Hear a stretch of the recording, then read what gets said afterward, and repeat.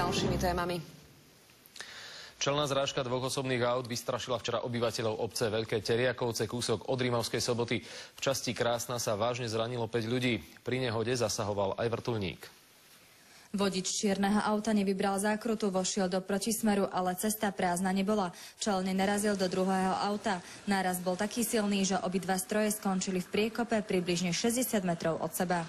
Počujeme bum, dačo bum.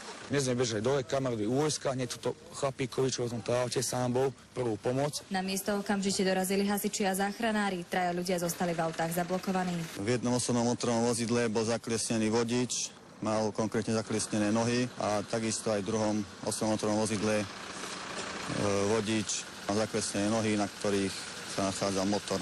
4 vážne zranených ľudí previezli sanitky do Rímavsko-Sobotskej nemocnice. 5. museli s vážnymi poraneniami stehna, brucha a mozgu vrtuľníkom previesť do nemocnice v Banskej Bystrici. Nereagoval, bol bezvedomý. Muž je momentálne v umelom spánku, jeho stav je vážny. Lekári zatiaľ nevedia odhadnúť, čo s ním bude ďalej. Príčinou nehody bola zrejme práve jeho rýchla jazda. Tu už bolo 7 úmrtí na tejto zákrute. A všetko spravil iba rýchlosť. To je ľudská bezohľadnosť, nič druhé. 33-ročný vodič je už obvinený z príčinou ublíženia na zdraví. Beata Kováčová, televízia Markíza.